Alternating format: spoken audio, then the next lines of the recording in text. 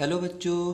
तो कैसे हैं आप सब लोग। उम्मीद है बिल्कुल अच्छे होंगे, स्वस्थ होंगे और पढ़ने के लिए बिल्कुल तैयार होंगे। तो जैसा कि आप सभी लोग जानते हैं कि हमने 10th क्लास की एक साइंस की सीरीज चालू की हुई है, जिसमें हमने जो फर्स्ट चैप्टर है अपना रासायनिक अभिक्रिया का वो कंप्लीट कर चुके हैं। और ये हमारा सेकंड चैप्टर है और ये सेकंड चैप्टर की भी लास्ट वीडियो है। ठीक है, इससे पहले हम 9 वीडियो ऑलरेडी अपलोड कर चुके हैं और ये इसकी लास्ट और वीडियो है, जिसमें हम इसका लास्ट टॉपिक जो चैप्टर का है अम्ल क्षारक और लवण का प्लास्टर प्लास्टर ऑफ पेरिस, ये आज कंप्लीट कर लेंगे। ठीक है, तो आइए एक बार विश करते हैं। Welcome to my YouTube channel study room 2.0। और जैसे कि आप सब देख पा रहे हैं, आज पढ़ेंगे हम प्लास्टर ऑफ पेरिस। तो आइए बिना देरी के शुरुआत करते हैं अपने आज के सेशन की। ठीक है, तो plaster of Paris. Plaster of Paris का रासायनिक नाम जो प्लास्टर ऑफ पेरिस होता है यानी पीओपी। ठीक है, पीओपी जो होता है उसका रासायनिक नाम होता है कैल्शियम सल्फेट हेमीहाइड्रेट। ठीक है, क्या होता है? Calcium sulphate hemihydrate. वह अणुसूत्र क्या होता है? CaSO4 यानी कैल्शियम सल्फेट 1/2H2O। या तो आप जो हमारा प्लास्टर ऑफ पेरिस जो होता है उसको ऐसे भी लिख सकते हैं, उसका अणुसूत्र ये भी है, या आप इसको लिख सकते हैं CaSO4 की होल ट्वाइस इंटू H2O। ठीक है, तथा इसका अणुभार जो होता है 136 पॉइंट यानी 136.134 होता है।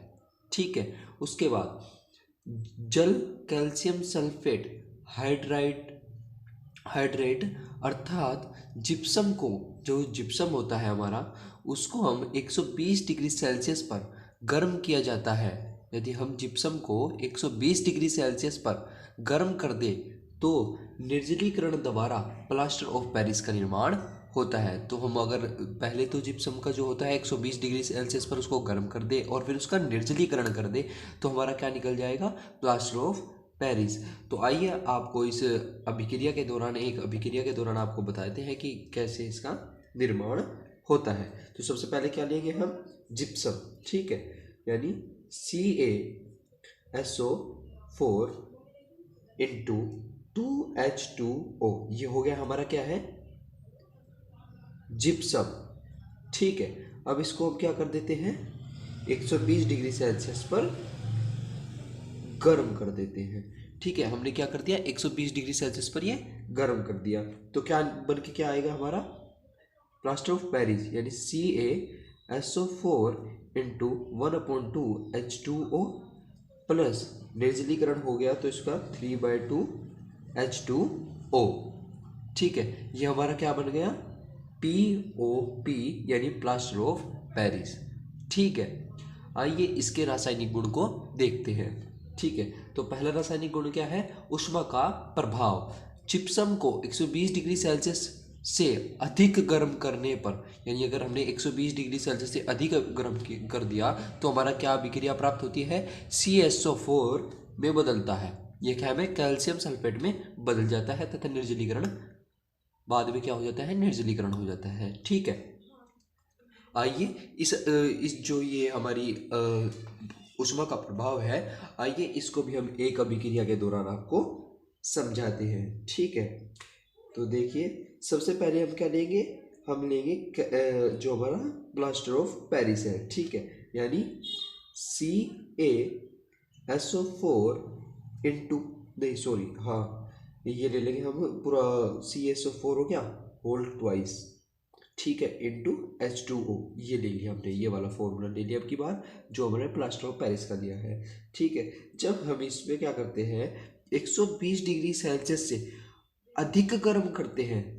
ठीक है, ध्यान रखेंगे, जब हम 120 डिग्री सेल्सियस से अधिक गर्म करते हैं तो हमारा क्या हो जाता है? CaSO4 बनता है। तो हम इसको क्या करेंगे?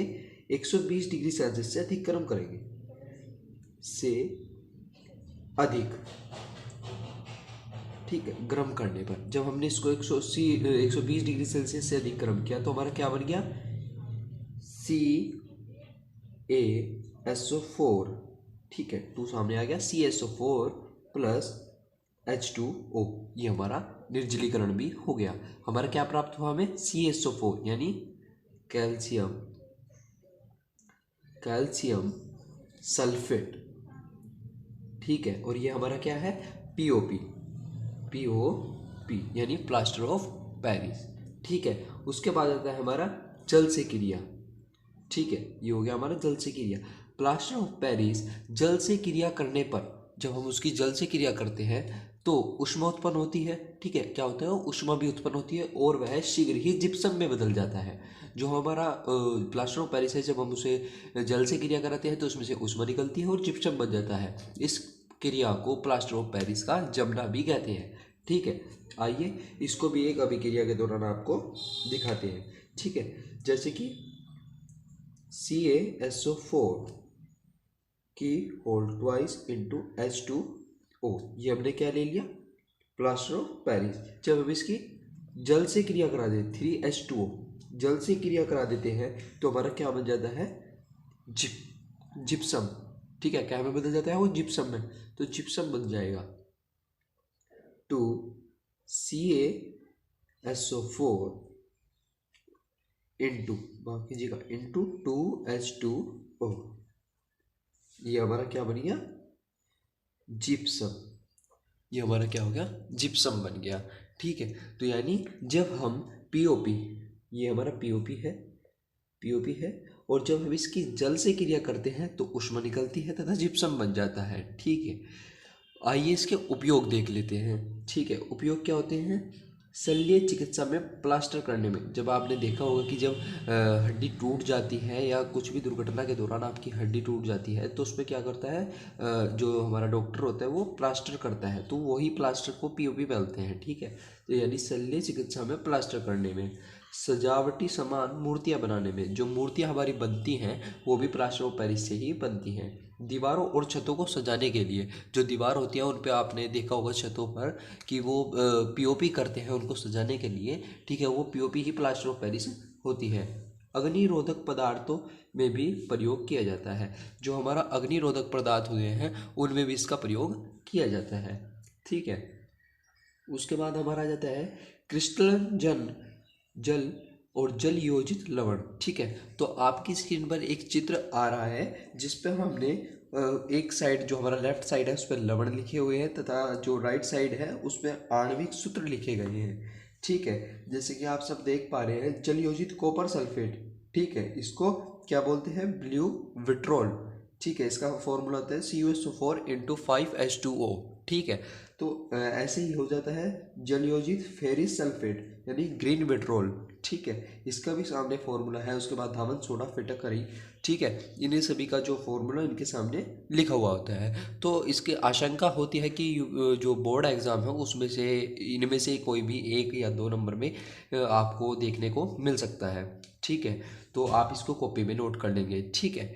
इसके बाद हमारा आता है अति लघु प्रश्न। तो इस जो ये चैप्टर है इसके कुछ क्वेश्चन जो हमें इम्पोर्टेंट हैं, थोड़े बहुत जो इम्पोर्टेंट लगते हैं, जिनका हमें संभावना रहती है कि वो पेपर में आ सकते हैं, तो उसका चित्र आपके सामने स्क्रीन पर आ रहा है, जिससे आप सब देख पा रहे हैं। आपके सामने काफ़ी सारे अति लघु क्वेश्चन आपके सामने दिए हुए हैं, आप इनको एक बार पढ़ लें जिससे कि आपकी जो नॉलेज होगी वो इंक्रीज होगी, और आप पेपर में जो आपका इस चैप्टर में से अगर कुछ भी आएगा तो आप इन क्वेश्चन के थ्रू जो मैंने पढ़ाया है, इस हैंड रिटन नोट्स के थ्रू आप कुछ भी वहाँ पर लिख कर आ सकते हैं अगर इनसे रिलेटेड हुआ तो, ठीक है।